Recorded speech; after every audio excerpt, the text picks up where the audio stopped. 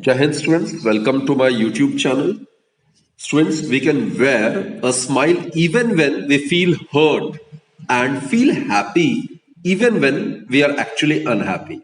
This is called inner strength. So basically, we need to maintain our equanimity, that is, balance of mind, even during trying circumstances.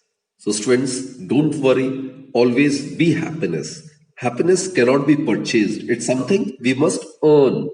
With that positive note, students, let's begin this session. Students, in this particular session, we'll be discussing reflecting type telescope.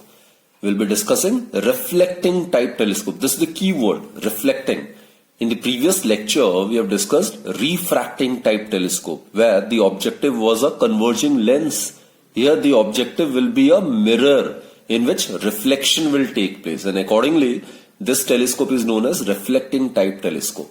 Now students, as we are already aware that an astronomical telescope used to see the distant stars should possess large light gathering power so as to obtain a bright image of even a faint star, and it should also have high resolving power so as to observe its minute and finer details, right? So both the light gathering power and the resolving power of a telescope will be large if the objective of the telescope is of large aperture. However, students, we are aware that large aperture convex lens, if we use it, then it will suffer from various types of defects, which are the spherical aberrations and the chromatic aberrations, and due to which the image obtained may be blurred or multicolored. It is for this reason that reflecting type telescope was designed so as to overcome this difficulty or this drawback, right? Now the principle of reflecting type telescope is same as that of the refracting astronomical telescope. As I've stated, in the reflecting type telescope, instead of a convex lens, a parabolic concave mirror is used in place of the objective lens. And this mirror forms a real inverted image of a distant object at its focus. Now as the image is formed in front of the mirror, it is not possible to observe it with an eyepiece in this position. So, various methods have been used to observe this image, and this have led to different types of reflecting telescopes. So, reflecting telescope was designed by Newton also, and there is another type of telescope which is Cassegrain telescope. I'll draw the ray diagram for both the types of telescopes, right? It's based on the same principle basically. Friends, let us draw the various parts of a reflecting type telescope and the course of rays in which we will show the formation of the final image of the distant star, right? So basically, a concave mirror, it acts as an objective, right? It's of large aperture and large focal length, and this objective or a concave parabolic mirror is fixed at one end of a large tube T1. This is suppose tube T1, and this is a concave mirror which will act as an objective. This will act as an objective. Now students, the other end of this large tube is kept open so as to allow the light from the distant star to fall on the spherical concave mirror, right? So the ray diagram would be somewhat like this. The rays will be coming from the distant object, which in this case would be the stars, and obviously these rays will be parallel to the principal axis, right? And it will tend to fall on the objective, which in this case is a large aperture concave parabolic mirror. So it's like this. These are the rays which are coming from star, right? These are the rays which are coming from distant object, light from star. Now, when a parallel beam of light is incident on a converging mirror, then what happens is, after reflection, these rays tend to get converged at the focus, isn't it? So students, suppose this is the focus, so they will tend to get converged at the focus. But before they get converged at the focus, a plane mirror is kept over here and it is placed just before the focus. So actually, before the reflected rays of light meet to form the real inverted and diminished image of the star at the focal plane of the concave mirror, they are basically intercepted and reflected back by a plane mirror, which is inclined at an angle of 45 degrees to the axis of the tube, right? So this plane mirror basically deviates the rays and the real image is formed in front of the eyepiece, which is fitted in this side metal tube, which I will show. So this is suppose the focus of this large aperture parabolic mirror, and this is a plane mirror I am talking about. And if this is the axis, or this is the principal axis of the objective, then this plane mirror is placed so as to make an angle of 45 degree. It is making an angle of 45 degree, and it is placed before the focus of this objective. So what happens is, before these two rays try to get converged at the focus, they again suffer reflection from this plane mirror, right? So after suffering reflection from the plane mirror, the rays will follow the path as shown in the figure. So these rays, after suffering reflection from this plane mirror, will be allowed to enter the eye lens system, which will consist of two convex lenses. These two convex lenses, which I'll show it in the diagram, will constitute eye lens system like this. These are the two eye lens systems. These are the two lenses which constitutes the eye lens system, right?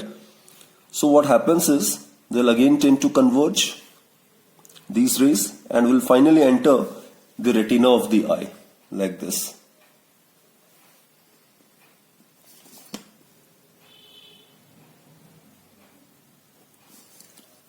So these two rays will enter the eye. So these two lenses, suppose it is L1, it is L2. These two together will constitute the eyepiece or eye lens system.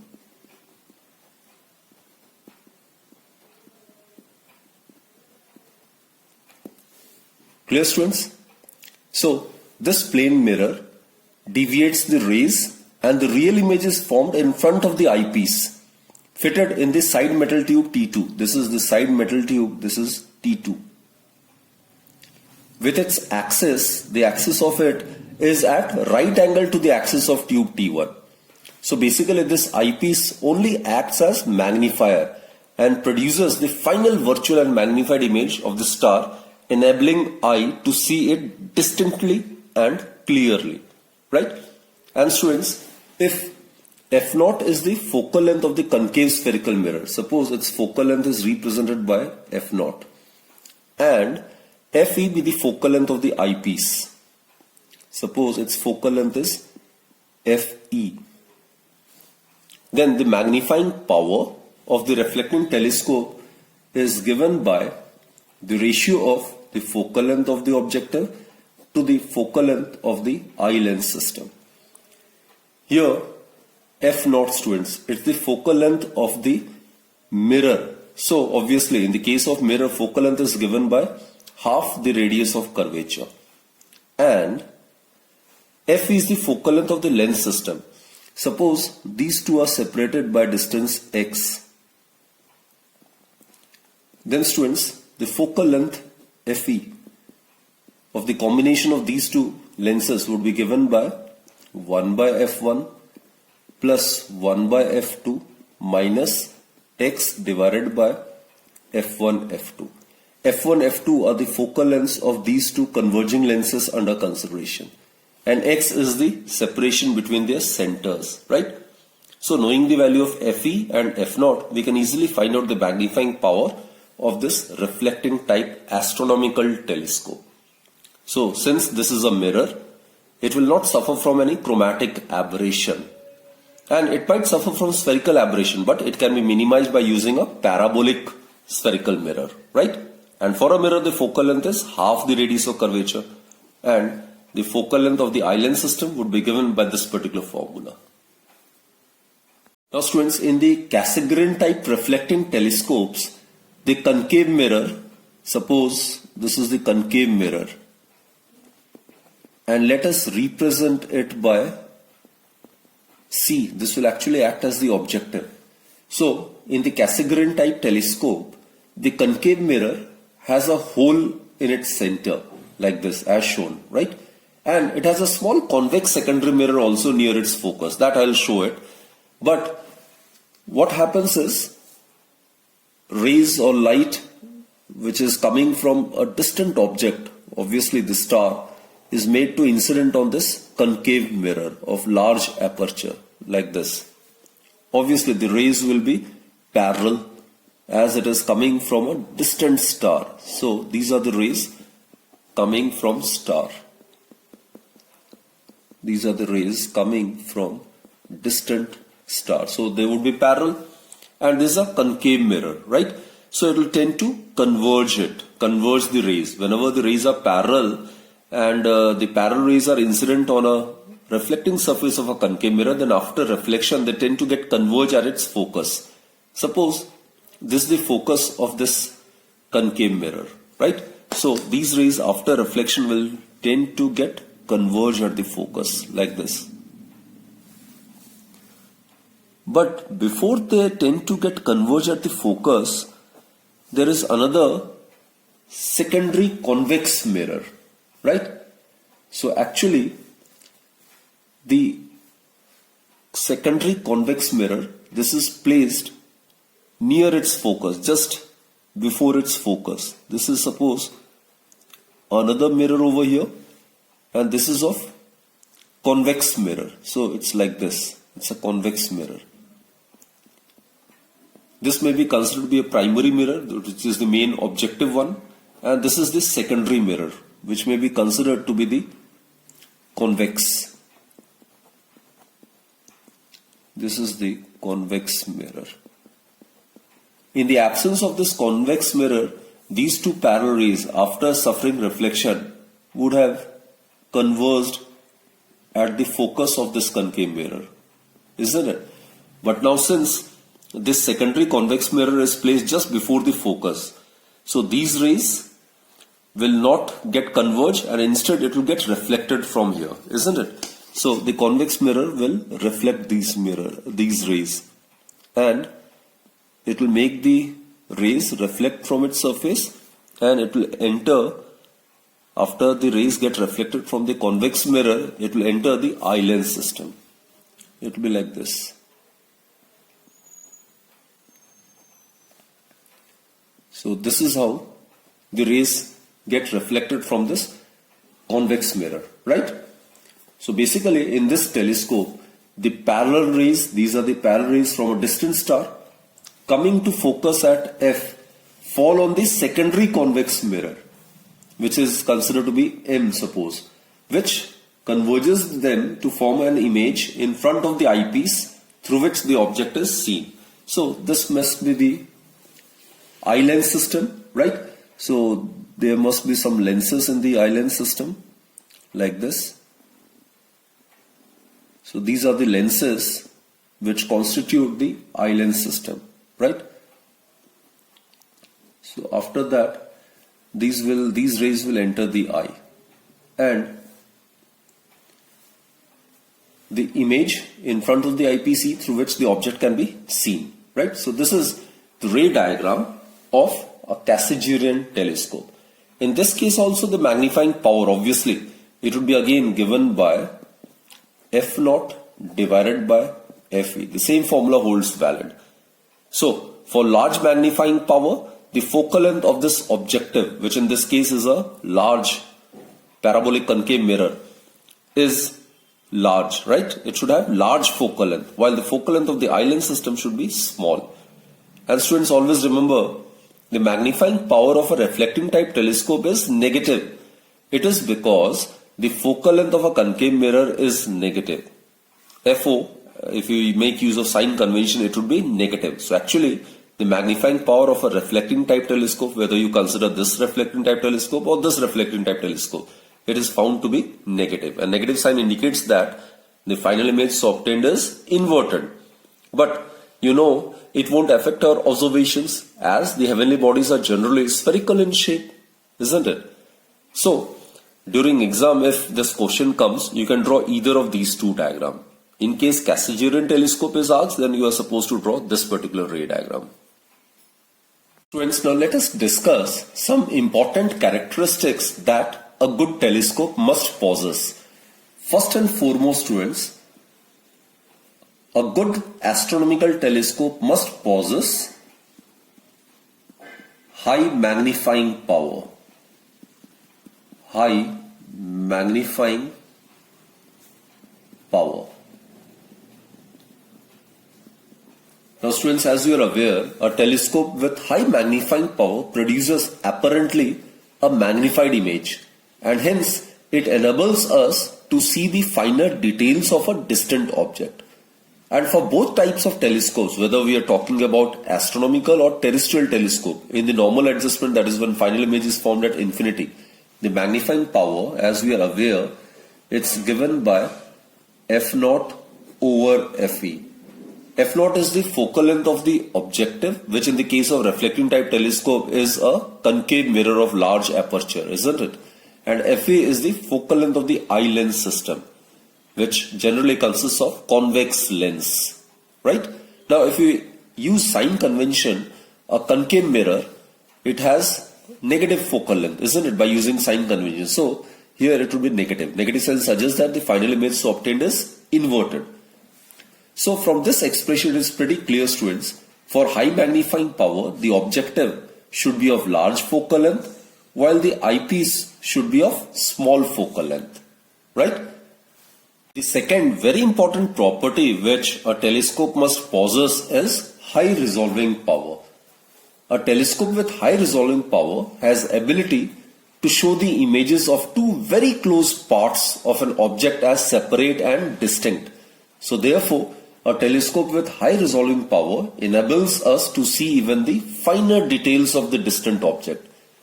The angular limit of resolution, that is, the smallest angular separation just resolved by the objective, is given by the angular limit of resolution.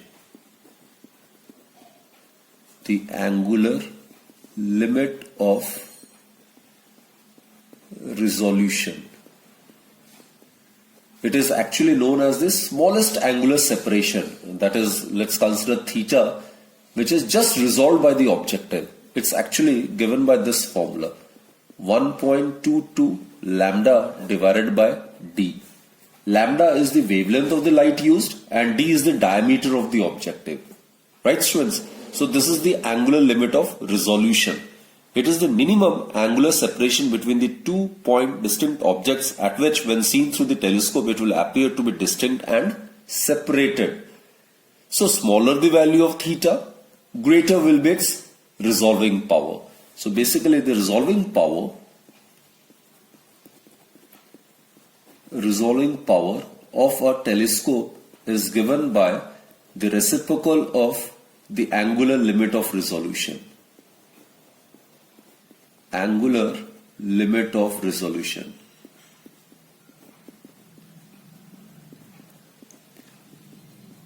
So it is equal to 1 by theta, or resolving power of a telescope is capital D divided by 1.22 lambda, right? So basically a telescope will have a small value of limit of resolution and hence high value of resolving power if the objective of large diameter and light of short wavelength is used to see the distant objects, right? So that is why the aperture of the objective should be large so as to have high resolving power of a telescope. So resolving power of an optical instrument is given by the reciprocal of the angular limit of resolution, right, in the case of telescope. So in this case it will be d by 1.22 lambda. And another very important feature of a telescope is that it should have large light gathering power so as to enable the telescope to take a bright image of even a faint object, right? So a telescope with large light gathering power collects a large amount of light from the distant object. And accordingly, the image formed will be very bright, right? Even a faint object will produce a bright image. And students, the large or rather the light gathering power and hence the brightness of the image, obviously it will be directly proportional to the area of the objective, right? Which in the case of reflecting type telescope is a mirror, is a spherical mirror. So if its aperture is d, which is the diameter, then area would be pi d square by 4. So therefore, the brightness of the image, it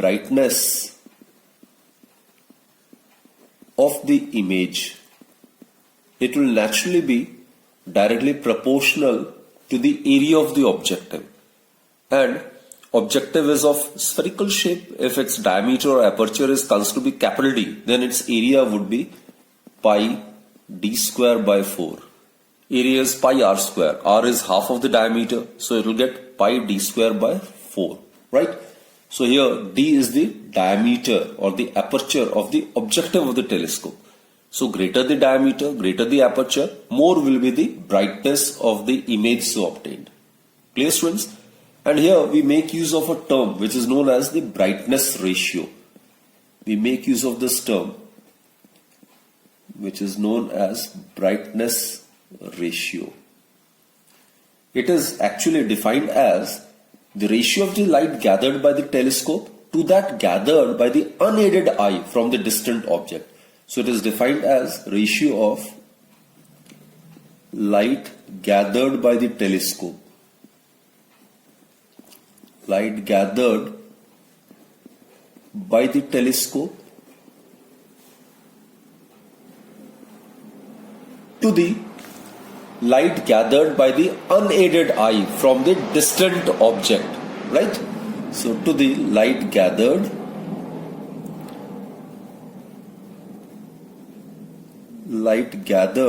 by the unaided eye. Unaided eye means naked eye from the distant object. So basically, light gathered by the telescope, it would be directly proportional to the diameter, to the area of the objective, isn't it? So it would be equal to pi d square by 4. And obviously the light gathered by the unaided eye, it would be directly proportional to the area of the eye, area of the pupil of the eye through which the light enters from the distant star or the distant object. So if small d is considered to be the diameter of the pupil of the eye, then the light gathered by the unaided eye would be proportional to pi d square by 4. Area is pi r square, r is d by 2, so we get the area as pi d square by 4. So it will be equal to capital D square divided by small d square. So this is known as the brightness ratio. So from this it is pretty clear that for large light gathering power and hence for large brightness ratio, the telescope should have large aperture, isn't it? So here capital D is the diameter of the objective of the telescope and small d is the diameter of the pupil of the eye, right? I'll write it over here. Capital D is the diameter of the telescope, diameter of the objective or objective, which in this case is a concave mirror. Diameter of the objective of the telescope. While on the other hand, small d, it is the diameter of the pupil of the eye. It is the diameter of the pupil of the eye, which is few millimeters.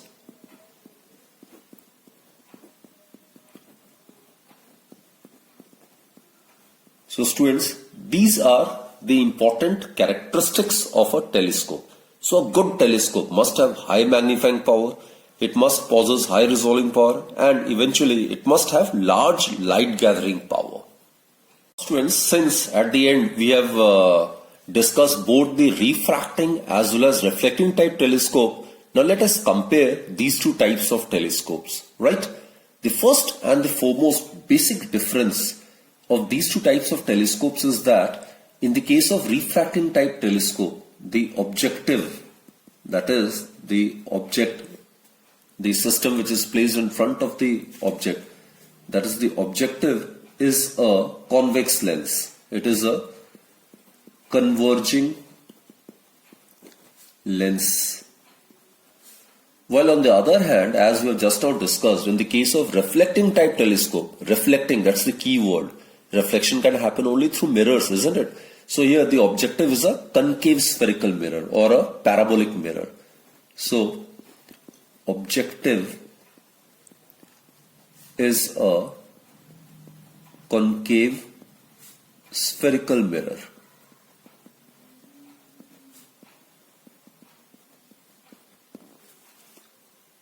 Very important point of difference is that, students, in the case of refracting type telescope, in which we make use of a convex lens, it suffers from the defect of chromatic aberration. Chroma matlab something dealing with color.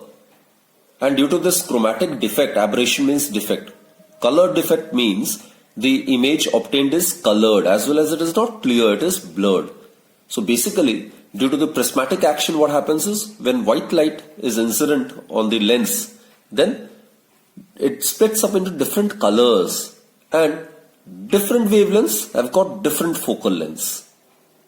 So basically what happens is the inability of a lens to converge or diverge different wavelengths to a particular point on the principal axis. That is known as chromatic aberration. So it happens only in the case of lenses where refraction takes place, right?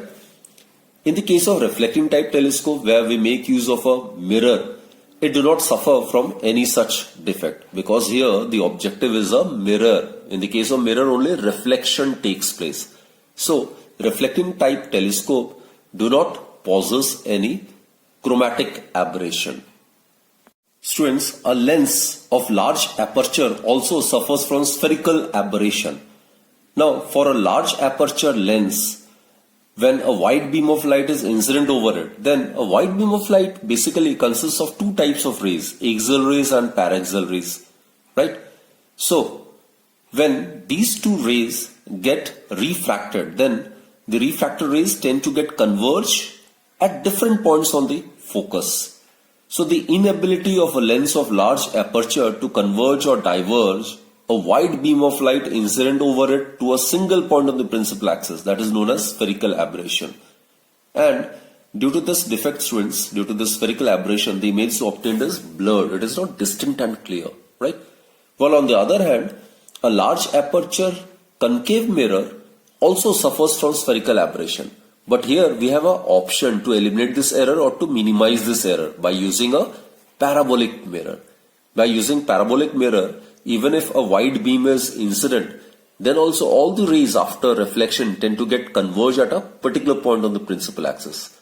So by using a parabolic mirror, this defect can be eliminated and a clear, distinct image can easily be obtained. And students, in the case of refracting type telescopes, some light is always lost due to the reflection at the lens surface and by absorption. While in the case of reflecting type telescope, the loss due to the absorption light is minimum. So as a result, in this case, the image formed is much brighter. Also, students, I would like to mention over here that as a lens of large aperture cannot be manufactured easily. So the light gathering property and hence the resolving power also of a refracting type telescope is not that good. It is actually low and hence cannot be used to see faint stars. Actually, the largest refracting type telescope has an objective of about 1 meter, which comes out to be about 40 inches, right? And if you intend to increase its aperture, then it will tend to suffer from both spherical and chromatic aberration, isn't it? So a proper balance is not maintained in such a case. So the light gathering power of a refracting type telescope, in spite of the best efforts, is quite low. While on the other hand, students, here in case we make use of a large parabolic mirror, so it can be easily made and such a telescope will certainly possess high light gathering power and hence can be used to see even faint stars. Actually, a reflecting type telescope can be even of 200-inch objective, 200-inch, almost 5-meter diameter, right? So it has got a large light gathering power. So obviously, reflecting type telescopes are much more preferred as compared to the refracting type telescope. So that was the comparative study between these two types of telescopes. So students, I hope you have enjoyed this session thoroughly. It was a very, very interesting session regarding the telescope and refracting type telescopes. It's comparative study. So let's conclude this session and do revise all these topics. These are very, very important from board examination point of view, right? So that's it for this particular session. Do join me in my next lecture then. Till then, do take very good care of yourself and keep studying on consistent basis, right? Thank you.